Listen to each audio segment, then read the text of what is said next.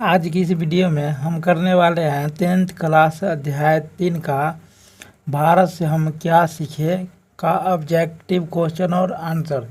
दोस्तों हमने जो है इसका सब्जेक्टिव क्वेश्चन को जो है 2 पार्टों में जो है हमने करवा दिया है पूरा कंप्लीट। अगर आप लोगों ने नहीं देखा है तो आप लोग जा कर के उस वीडियो को देख सकते हो। और अगर आप लोगों ने ये भारत से हम क्या सीखे, अगर इस चैप्टर को अगर आप लोगों ने बढ़िया तरीके से पढ़ लिया हो तो आप जो है इसको जो है ऑब्जेक्टिव क्वेश्चन को ज़रूर लगाना, ताकि आपका जो प्रैक्टिस है वो जो है बेहतर हो सके। ठीक है, तो आइए जो है क्वेश्चन नंबर 1 से देखते हैं। क्वेश्चन नंबर 1 कह रहा है कि मैक्स मुलर को वेदांतियों का वेदांती किसने कहा था। ऑप्शन में दिया है गांधी जी, स्वामी विवेकानंद, अंबेडकर और गुनाकर मुले। तो दोस्तों इसका जो राइट आंसर होगा वो हो जाएगा option number B, Swami Vivekananda. Swami Vivekananda ने मैक्स मुलर को वेदांतियों का वेदांती का जो है उपाधि दिया था। ठीक है, चलिए अब क्वेश्चन नंबर 2 को देखते हैं। क्वेश्चन नंबर 2 कह रहा है कि दारिस नामक सोने के सिक्के से भरा घड़ा किसे मिला था। जो दारिस नामक सोने का जो सिक्का था उसका घड़ा जो है किसे मिला था। ऑप्शन में दिया है हेकल, हकर्स, वारेंग हेस्टिंग्स और विलियम्स जोन्स। तो दोस्तों इसका जो राइट आंसर होगा आपका वो हो जाएगा ऑप्शन नंबर सी, वारेंग हेस्टिंग्स। ठीक है, चलिए अब क्वेश्चन नंबर 3 को देखते हैं। क्वेश्चन नंबर 3 कह रहा है कि मेघदूत नामक पुस्तक का अनुवाद मैक्स मुलर ने किस भाषा में किया। मेघदूत नामक पुस्तक का अनुवाद जो है मैक्स मुलर ने किस भाषा में किया है, ये पूछ रहा है। ऑप्शन में दिया है ग्रीक भाषा में, लैटिन भाषा में और हिंदी भाषा में, और ऑप्शन नंबर डी है जर्मनी भाषा में। दोस्तों इसका जो राइट आंसर होगा वो हो जाएगा ऑप्शन नंबर डी, यानी कि जर्मन भाषा में। मैक्स मुलर ने मेघदूत नामक पुस्तक का अनुवाद जो है जर्मनी भाषा में किया था। ठीक है, आप लोग जो है से अगर आप लोगों को इसका आंसर पता है तो आप लोग जो है कमेंट बॉक्स खोल लीजिए और उसका जो है आंसर कमेंट में जो है कमेंट करते जाइएगा। ठीक है, चलिए क्वेश्चन नंबर 4 को देखते हैं। क्वेश्चन नंबर 4 कह रहा है कि संस्कृत और यूरोपियन भाषा का तुलनात्मक व्याख्यान किसे दिया है। क्वेश्चन नंबर 4 का जो कह रहा है कि संस्कृत और यूरोपियन भाषा का जो है तुलनात्मक व्याख्यान जो है किसने दिया है। ऑप्शन में दिया है मैक्स मुलर ने, गुनाकर मुले ने, नलिनी बिलोचन शर्मा ने और अमरकांत ने। तो इसका जो राइट आंसर होगा वो हो जाएगा मैक्स मुलर ने। मैक्स मुलर ने जो है संस्कृत और यूरोपियन भाषा का तुलनात्मक व्याख्यान दिया था भारत से हम क्या सीखे भाषण में। ठीक है, तो ऑप्शन नंबर ए इसका राइट आंसर हो जाएगा। ठीक है, चलिए क्वेश्चन नंबर 5 को देखते हैं। क्वेश्चन नंबर 5 कह रहा है कि कठ और केन उपनिषद का अनुवाद मैक्स मुलर ने किस भाषा में किया था। किस भाषा में किया है। ऑप्शन में दिया है ग्रीक में, जर्मनी में, हिंदी में और लैटिन भाषा में। लैटिन भाषा में, तो इसका जो राइट आंसर होगा वो हो जाएगा जर्मनी भाषा में, यानी कि ऑप्शन नंबर बी इसका राइट आंसर हो जाएगा। ठीक है, चलिए क्वेश्चन नंबर अब 6 को देखते हैं। क्वेश्चन नंबर 6 कह रहा है कि लिपीजिंग विश्वविद्यालय में मैक्स मुलर ने किस भाषा का अध्ययन किया है। यानी कि लिपीजिंग विश्वविद्यालय में जैसे मैक्स मुलर ने किस भाषा को जैसे सीखने या फिर जैसे ग्रहण किया है। ठीक है, तो ऑप्शन में दिया है हिंदी का, जर्मनी का, संस्कृत का और उर्दू का। तो दोस्तों मैक्स मुलर साहब ने जो है लिपीजिंग विश्वविद्यालय में संस्कृत भाषा को जो है अध्ययन किया था। ठीक है, तो ऑप्शन नंबर सी इसका राइट आंसर हो जाएगा संस्कृत। ठीक है, चलिए अब क्वेश्चन नंबर 7 को देखते हैं। क्वेश्चन नंबर 7 कह रहा है कि मैक्स मुलर की मृत्यु कब हुई थी। मैक्स मुलर की मृत्यु कब हुई थी। ऑप्शन में दिया है 16 अक्टूबर 1901। ऑप्शन नंबर बी है 20 अक्टूबर 1901, 24 अक्टूबर 1900 और 28 अक्टूबर 1900। दोस्तों मैक्स मुलर की जो मृत्यु हुई थी वो हुई थी 28 अक्टूबर 1900 को, यानी कि ऑप्शन नंबर डी इसका क्या होगा राइट आंसर हो जाएगा। ठीक है, चलिए अब क्वेश्चन नंबर 8 को देखते हैं। दोस्तों क्वेश्चन नंबर 8 देखिएगा, परासियों का धर्म का क्या नाम है। क्वेश्चन नंबर 8 कह रहा है कि परासियों के धर्म का क्या नाम है। ऑप्शन में दिया है बौद्ध धर्म, जैन धर्म, वैदिक धर्म और जरथुस्त्र धर्म। तो दोस्तों इसका जो राइट आंसर होगा वो हो जाएगा ऑप्शन नंबर डी, जरथुस्त्र धर्म। ठीक है, चलिए अब क्वेश्चन नंबर 9 को देखते हैं। क्वेश्चन नंबर 9 कह रहा है कि जनरल कनिंघम का संबंध किससे है, किससे है। ऑप्शन में दिया है वनस्पति से, भूविज्ञान से, पुरातत्व से, और ऑप्शन नंबर डी है मनोविज्ञान से। दोस्तों इसका जो राइट आंसर होगा वो हो जाएगा ऑप्शन नंबर सी, यानी कि पुरातत्व से। ठीक है, तो इसका right answer option number C हो जाएगा। क्वेश्चन नंबर 10 को देखते हैं।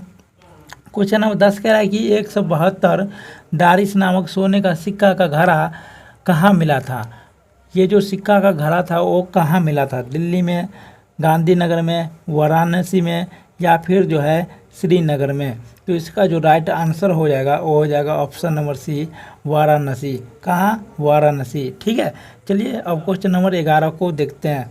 क्वेश्चन नंबर 11 कह रहा है कि रानी विक्टोरिया ने नाइट की उपाधि प्रदान की। रानी विक्टोरिया ने जैसे नाइट की उपाधि किसे प्रदान किया है। ऑप्शन में दिया है मैक्स मुलर को, अमरकांत को, बिरजू महाराज को, और अशोक वाजपेयी को। तो इसका जो राइट आंसर होगा वो हो जाएगा option number A, Max Muller को। ठीक है, ऑप्शन नंबर ए इसका राइट आंसर हो जाएगा। ठीक है, चलिए क्वेश्चन नंबर 12 को देखते हैं। क्वेश्चन नंबर 12 कह रहा है कि नालंदा विश्वविद्यालय कहाँ स्थित है। नालंदा विश्वविद्यालय कहाँ स्थित है, आप सभी को पता है। आप लोग जैसे इसका आंसर कमेंट बॉक्स में दीजिए। ठीक है, ऑप्शन नंबर ए में है जो इसे बिहार, बी में है उत्तर प्रदेश, सी में है मध्य प्रदेश, और डी में गुजरात। दोस्तों सभी लोगों को पता होगा कि नालंदा विश्वविद्यालय जो है वो कहाँ स्थित है, तो बिहार में। ठीक है, ऑप्शन नंबर ए इसका राइट आंसर हो जाएगा, ऑप्शन नंबर ए। ठीक है, चलिए क्वेश्चन नंबर 13 को देखते हैं। क्वेश्चन नंबर 13 कह रहा है कि नृवंश विद्या का संबंध किससे है। नृवंश विद्या का संबंध किससे है। ऑप्शन में दिया है वनस्पति विज्ञान से, प्राणी विज्ञान से, मानव विज्ञान से, और अंतरिक्ष विज्ञान से। दोस्तों इसका जो राइट आंसर हो जाएगा वो हो जाएगा ऑप्शन नंबर सी, मानव विज्ञान से। ठीक है, ऑप्शन नंबर सी इसका राइट आंसर हो जाएगा। क्वेश्चन नंबर 14 को देखते हैं। क्वेश्चन नंबर 14 कह रहा है कि दारिस क्या है। दारिस क्या है। ऑप्शन में दिया है चांदी का प्राचीन कालीन सिक्का, ऑप्शन बी में दिया है सोने की प्राचीन काल सिक्का, और सी में दिया है एक देवता, और डी में दिया है एक धार्मिक ग्रंथ। तो दोस्तों इसका जो राइट आंसर होगा वो हो जाएगा ऑप्शन नंबर बी, सोने की प्राचीन कालीन सिक्का। ठीक है, इसका राइट आंसर हो जाएगा। चलिए क्वेश्चन नंबर 15 को देखते हैं। क्वेश्चन नंबर 15 कह रहा है कि मैक्स मुलर का जन्म कब हुआ था। मैक्स मुलर साहब का जो है जन्म कब हुआ था। ऑप्शन में दिया है 6 सितंबर 1827 को, 6 अक्टूबर 1827 को, और 6 नवंबर 1827 को, और 6 दिसंबर 1823 को। दोस्तों मैक्स मुलर साहब का जो जन्म हुआ था वो हुआ था 6 दिसंबर 1827 को, यानी कि ऑप्शन नंबर डी क्या होगा, इसका राइट आंसर हो जाएगा। ठीक है, इसका राइट आंसर हो जाएगा ऑप्शन नंबर डी। चलिए क्वेश्चन नंबर 16 को देखते हैं। क्वेश्चन नंबर 16 देखिएगा, प्लेटो का संबंध किस देश से है। प्लेटो का संबंध जो है वो किस देश से है। इटली से, स्पेन से, भारत से, या फिर जो ऐसे यूनान से।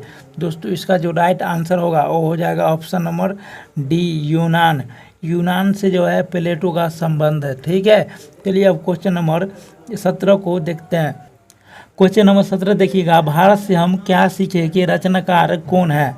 ऑप्शन में है विवेकानंद, मैक्स मुलर, रविंद्रनाथ ठाकुर, और दयानंद सरस्वती। दोस्तों आप सभी को पता है कि भारत से हम क्या सीखे, जो भाषण है उसका रचनाकार जो है मैक्स मुलर साहब है, यानी कि ऑप्शन नंबर 20 का राइट आंसर हो जाएगा। ठीक है, चलिए क्वेश्चन नंबर अब 18 को देखते हैं।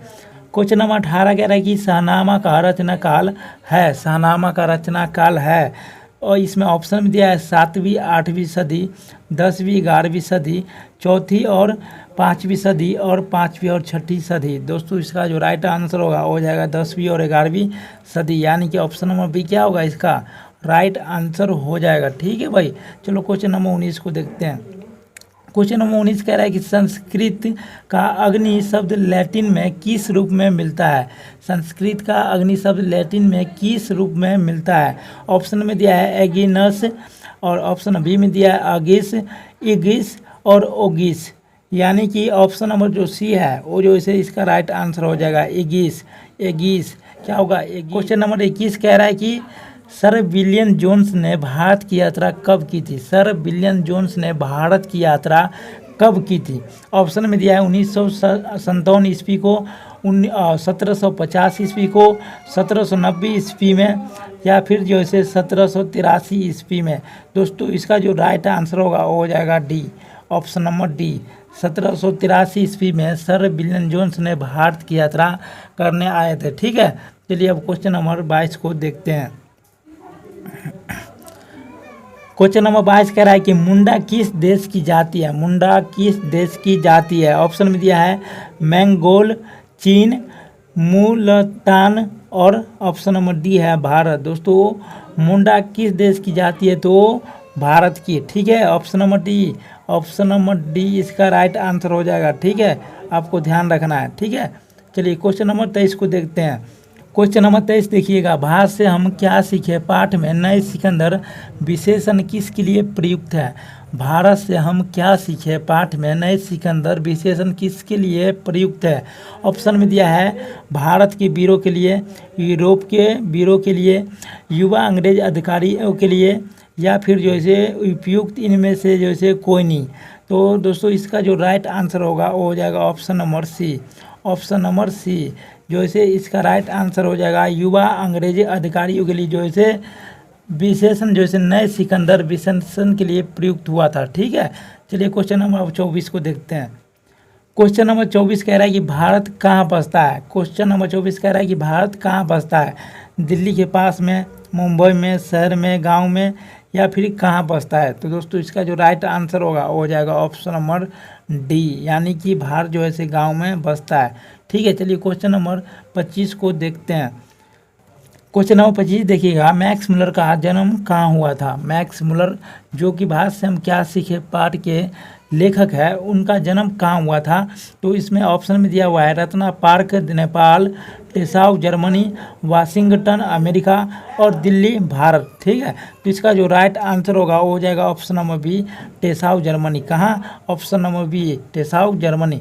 दोस्तों ये थे आपके 25 क्वेश्चन। अगर आप लोगों ने जैसे इन सभी क्वेश्चन को बढ़िया तरीका से देखा होगा तो आपको जैसे याद हो गया होगा। अगर आपको याद रहा होगा तो आपने जैसे कितने आंसर जो ऐसे दिए हैं, सही सही राइट आंसर दिए हैं, आप लोग जैसे कमेंट करके ज़रूर बताना। ठीक है, मिलते हैं नेक्स्ट वीडियो में, जब तक के लिए बहुत बहुत धन्यवाद।